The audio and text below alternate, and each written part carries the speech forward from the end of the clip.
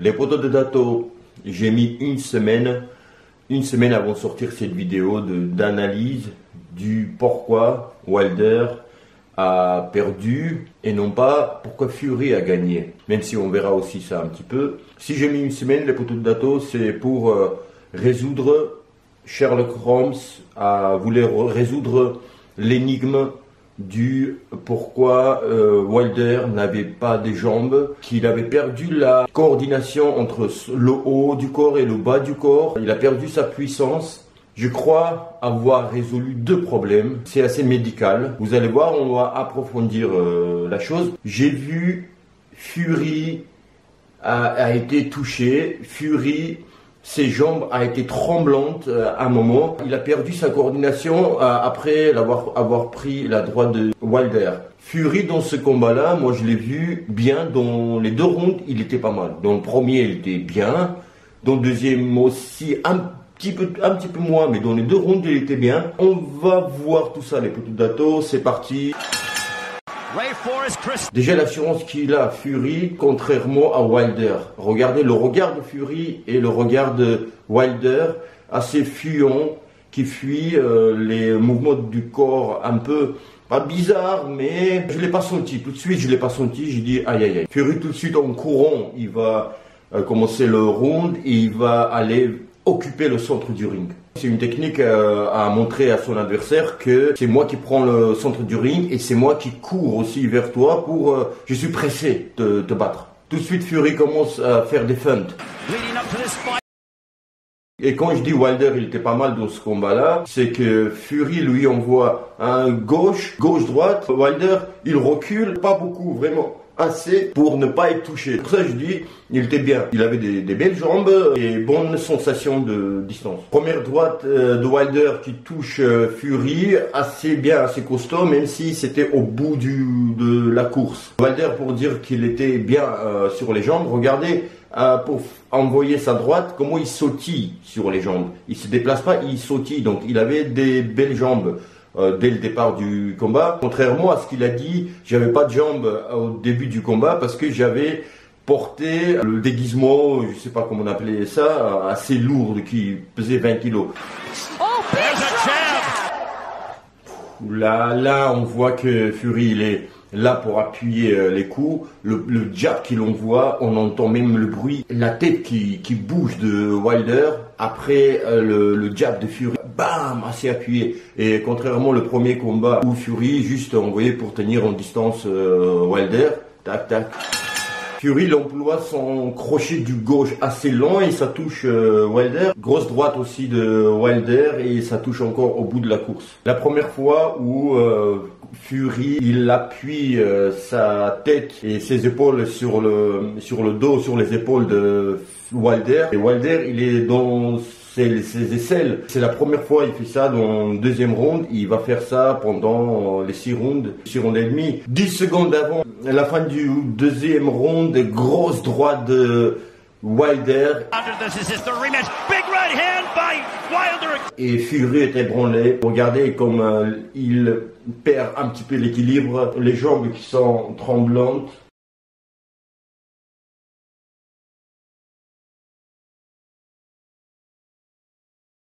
Il retrouve tout de suite ses esprits, mais il était pas bien. Wilder, il a mis quelques secondes pour réaliser que sa droite l'a touché et il n'était pas bien. Fury, il a re-attaqué, mais c'est trop tard. Il a retrouvé très vite ses esprits, Fury.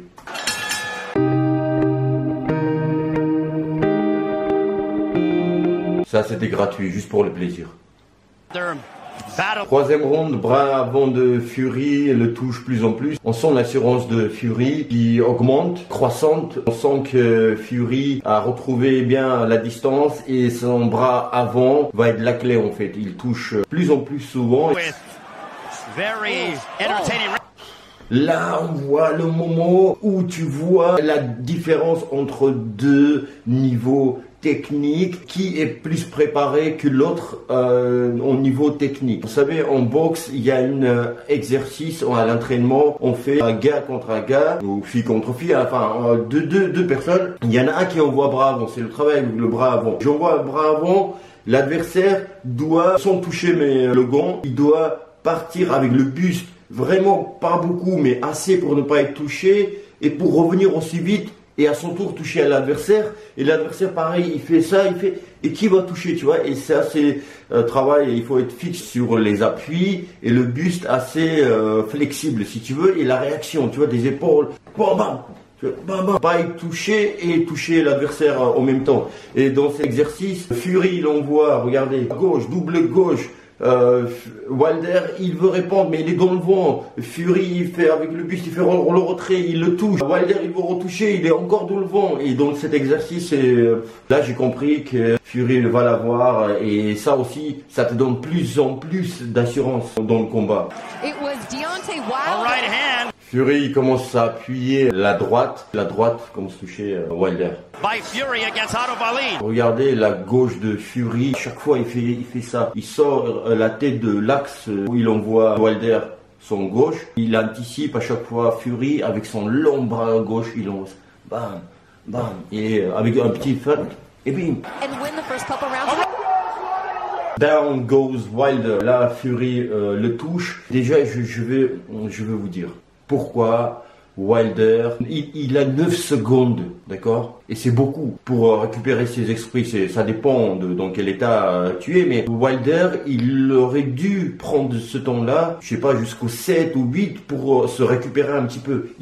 Parce qu'il a pris un grand coup. Et je pense qu'il se souvient pas de ce coup-là.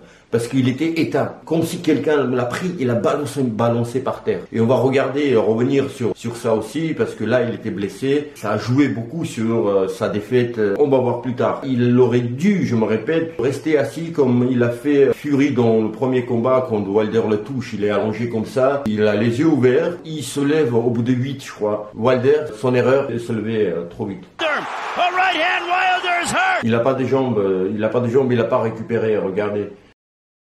Son oreille commence à saigner. On va revenir plus tard, approfondir ce problème. Là, Fury, il appuie, il met la force, même sur sa gauche et même sur sa droite, et même tous les coups, il commence à forcer pour finir le combat le plus vite possible. Au début du round, grosse droite de Fury. Et je pensais que Wilder allait plier, tu vois, il a fait un mouvement comme ça, là, à droite. Il était pas bien, il était touché. Deuxième knockdown, j'ai pas compris. Il a pris le coup en haut, à la tête, donc il est serein. Et là, il prend un coup vers le foie et il tombe. Il tombe, il se relève. C'est une douleur atroce, hein. Il est tombé, du coup, au corps, comme s'il aurait pris dans la tête. On le touche et il tombe. Ses jambes sont coupées. Franchement, j'ai pas compris. Normalement, quand c'est au foie, le souffle coupé, non pas couple soufflé. T'as la douleur atroce, immonde. Regardez sa bouche de Wilder. Il a pas du souffle coupé, hein. Pas du tout. C'est bizarre.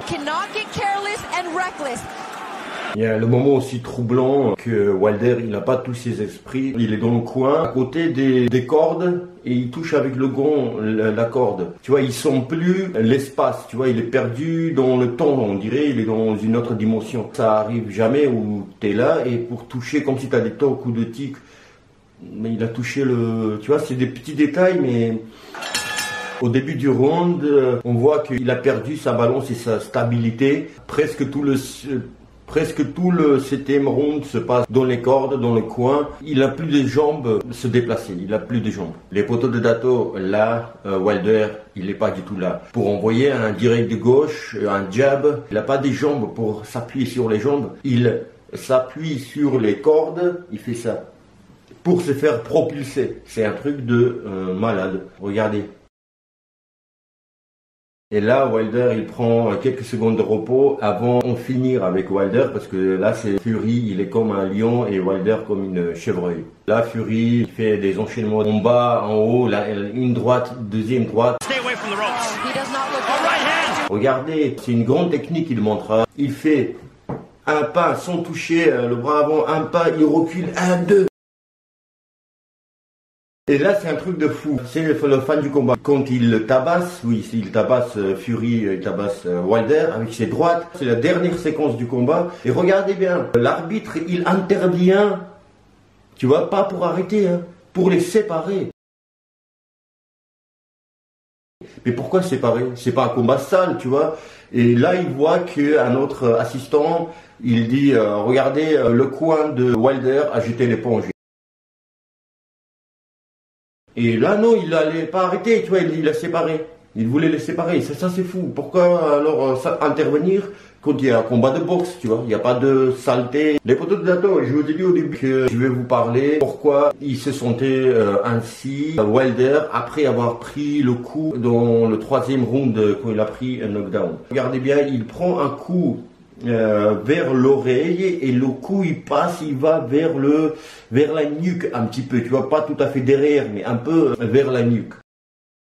Et donc, il tombe.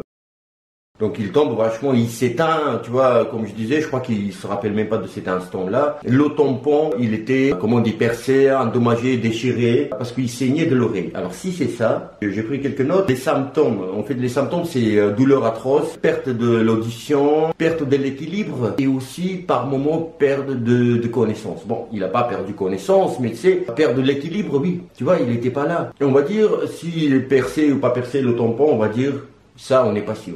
Mais le coup quand il prend là, tu vois, il prend, enfin de ce côté-là, mais tu vois, pour vous voyez, il prend là dans l'oreille et tu vois, ça touche un peu là aussi, tu vois, un peu dans la nuque. Et là, cette partie-là, ici là, une partie du cerveau qui s'appelle, en russe, je connais en russe, le mot c'est majutchok.